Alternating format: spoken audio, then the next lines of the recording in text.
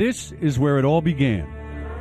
This is where the record crowd of more than 170,000 fans watched American Pharoah score the first goal of an equine hat trick that hadn't been accomplished in nearly 4 decades.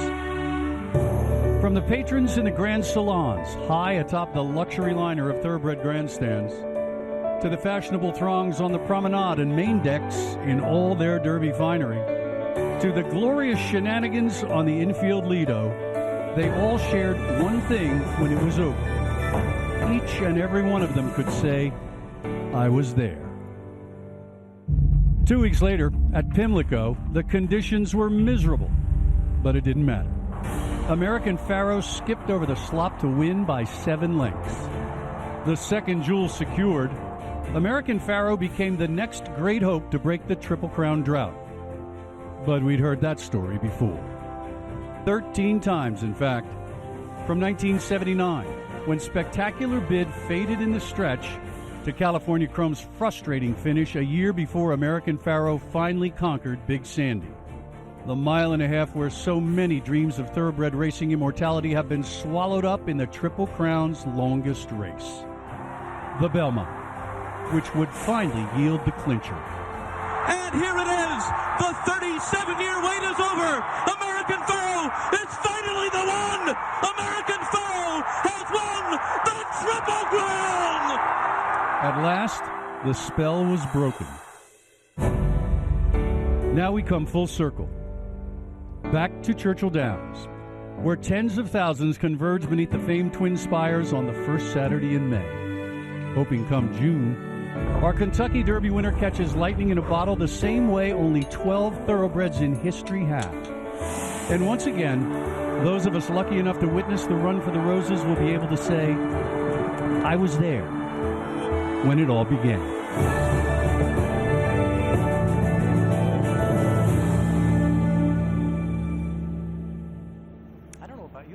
Goosebumps. I know. Oh my gosh. Every time we have an intro like that, every time I'm like, oh, this is so exciting. My heart starts beating really fast I and know. everything. 142 years of tradition continues right here at Churchill Downs, one of the most well-recognized tracks in the world.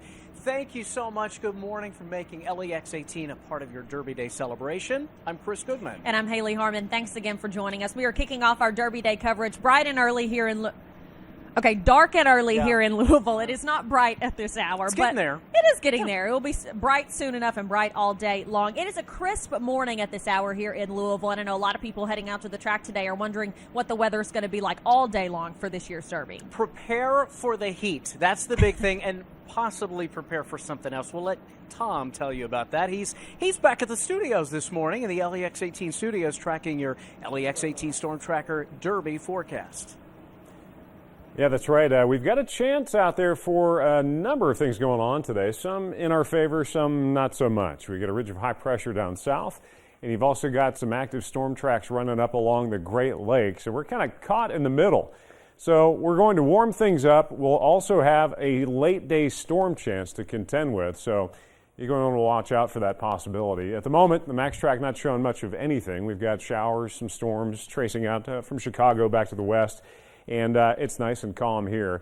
Your Max Track Live Doppler doesn't have much to show, and it may light up later on this evening. That's going to be the time frame we're watching. Pretty much from the Derby through overnight hours, we'll start to see those storm chances on the rise. So as we've been talking about all week, it's going to be a close call. One sign that's not so good, we've got a slight risk for today. This is the severe risk from the Storm Prediction Center for some strong to severe storms later on, mainly overnight. And you notice how that slight risk goes basically from right along I-64, a little farther south into eastern Kentucky and into northern Kentucky, and then drops off as you track south.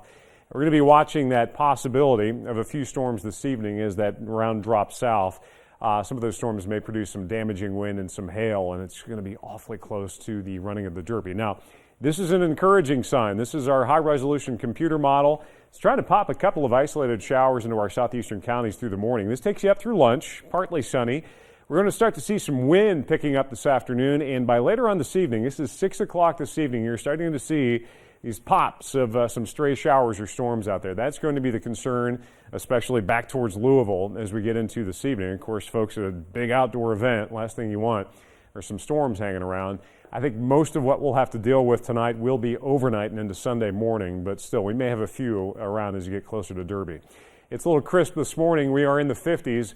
And as far as your day tracker goes, we're going to warm it up. We'll be in the upper 70s here in Lexington, back towards Churchill Downs. You just might hit 80 degrees before those clouds thicken up. Something else I haven't talked about much, but I will as we go through the morning, the wind. We will have a strong westerly wind gusting upwards of maybe 20, 30 miles per hour into the afternoon. So if you've got one of those big fancy hats, you're going to want to make sure that thing is clamped down tight because we've got the wind to deal with and then that storm threat later on. Coming up, we'll check out that 8-day storm tracker forecast, see where else we're headed, and of course get a closer look at your Derby Day forecast as well. So basically, here's what I'm going to be doing a lot today is just making sure it stays on steady. When I'm counting on you today, Chris Goodman. Oh, my goodness. It's getting so exciting out here at the track. All of the horses are out this morning for their morning exercises. They're out there. Things are even just seeing the horses makes me so excited. We're getting closer and closer to this. And some of the Derby horses are out running around, too. Yeah, they are. Getting so exciting here at Churchill.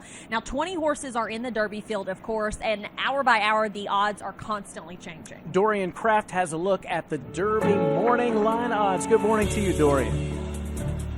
Good morning, Chris and Haley. If I knew it was this fun to be on Sunrise, I would do it a lot more often. But as you guys said, the odds are changing throughout the day, and they will be changing as we get closer to post time as people come in and put their money on their favorite horses. Let's go ahead and take a look at some of the morning line odds. There you have Trojan Nation, the only maiden in the field, going off at 43-1. Sudden breaking news, 25-1. Creator, the winner in the Arkansas Derby. A lot of talk about him, 16-1. Mo Tom, 18-1. Gun Runner, the Steve Asmussen colt. A lot of people liking him in this one. He's going off at 9-1 as of right now. My Man Sam in at 18-1. Oscar nominated, 38-1. Lonnie, the UAE Derby champion, 28-1. Destin, 19-1. He won the Tampa Bay Derby. You have Whitmore at 34-1. Then Exaggerator, the second choice right now, 5-1. The DeSormo Brothers colt. Tom's Ready, 41-1. The favorite, of course, the undefeated champion Nyquist, your favorite at 2-1 as of right now. Mohaymen, he and Nyquist went head-to-head in the Florida Derby. Mohaymen at 11-1. Outwork, a lot of talk about this colt, 26-1. I think you'll see that go down as the day goes on. And finally, Shagath, 74-1. More Spirit, the Bob Baffert colt with Gary Stevens aboard at 12-1. Mahesto, 67-1.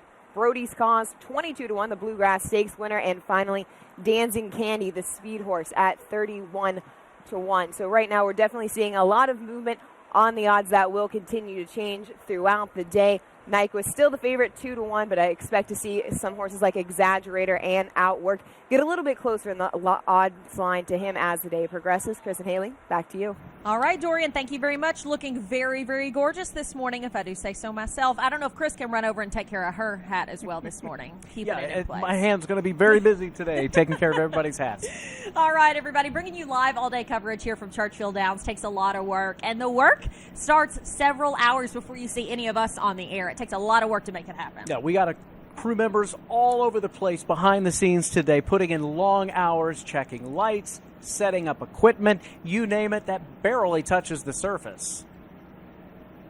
The minute Derby coverage ends, planning for the next Derby starts a year in advance. The backbone behind our Derby coverage, the LEX18 production crew. You don't see them on camera, they are the ones behind the lens.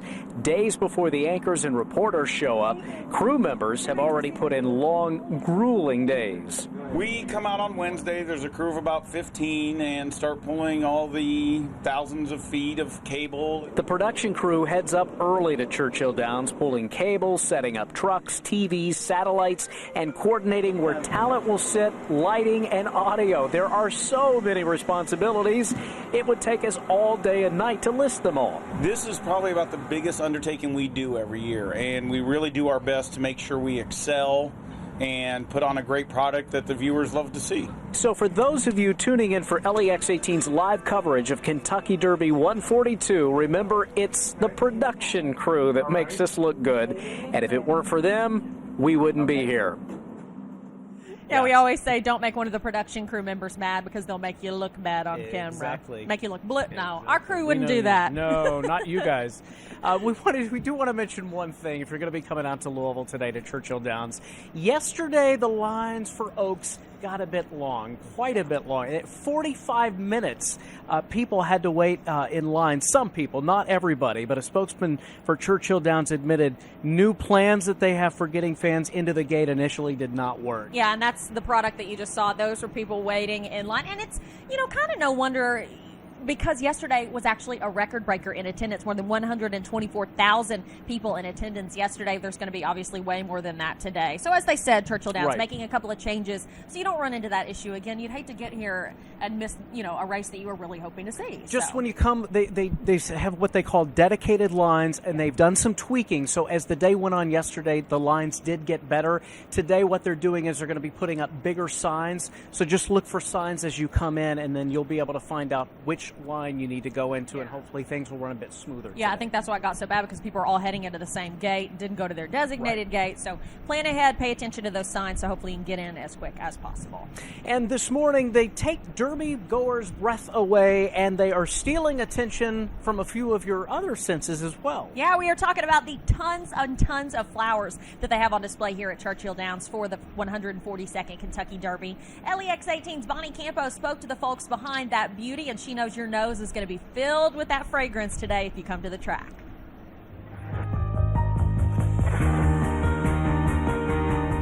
It's a tradition that stems back decades. We never stop. People always say, what do you do in the winter? The place is so big that there is always something to do.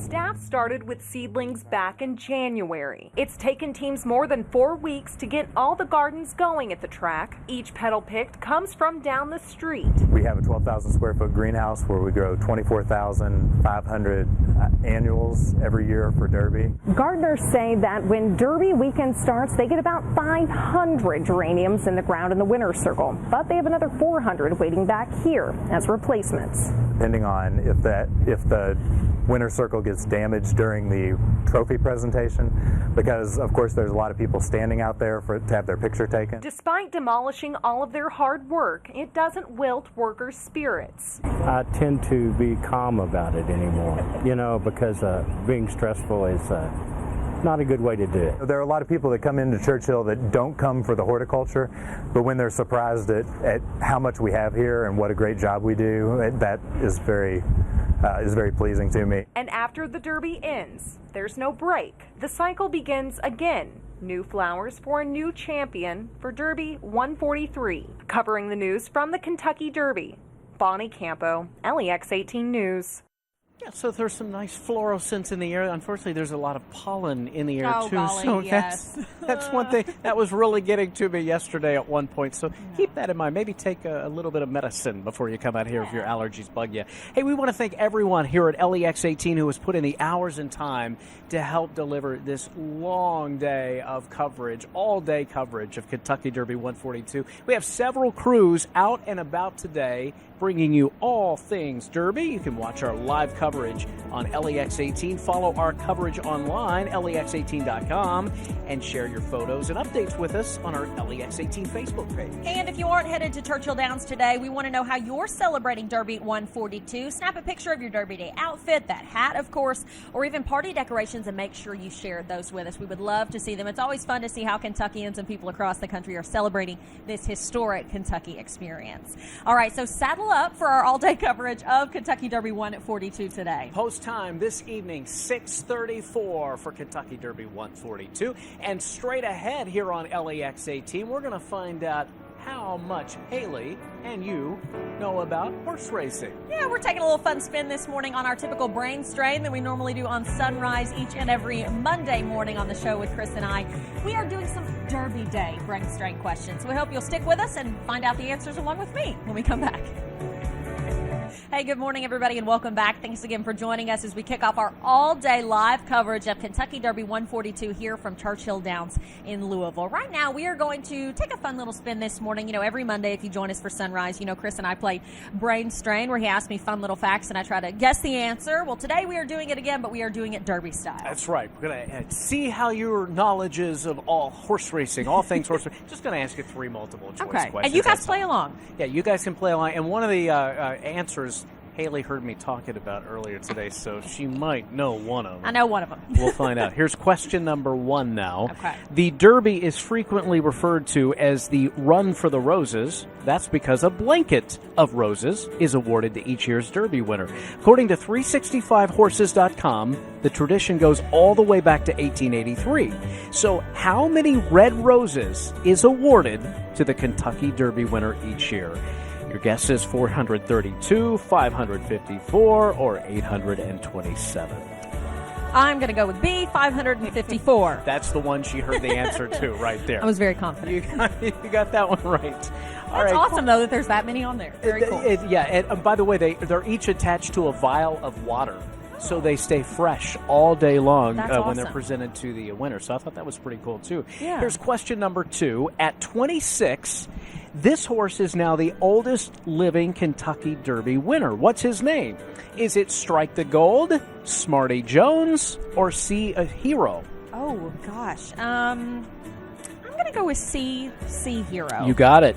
Won the Derby in 1993. Oh, my gosh, that's awesome. Yeah, all right. Last question. The smallest field in the Kentucky Derby history happened in 1892, according to CNN. How many horses ran in that year's Kentucky Derby? 3, 7, or 10? Gosh, I'm going to go with A3, mainly because I haven't chosen A yet.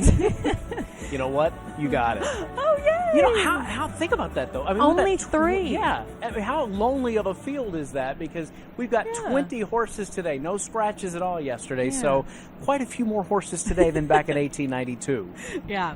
All right, everybody, we hope you'll stick with us. We have much more coming up on our all-day live coverage here at Churchill Downs for Kentucky Derby 142. We're back in just a moment. Some news of the day from the LEX18 studios when we come right back. I'm Kelsey Borza. Thanks for joining us for our coverage of Kentucky Derby 142. We'll get back to the track in a moment, but first, here's your local headlines. An Owsley County woman's being charged with killing her own parents. Troopers say 70-year-old Robert John McQuinn and 66-year-old Ada McQuinn were found in their home around 11:30 yesterday morning. They arrested the couple's daughter, 48-year-old Lynette McQuinn, who relatives say had recently checked out of a mental hospital and was off her medication.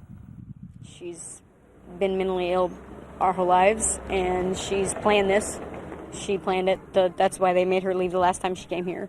She told him how she was going to kill him, and she's planned this, and she said it that way.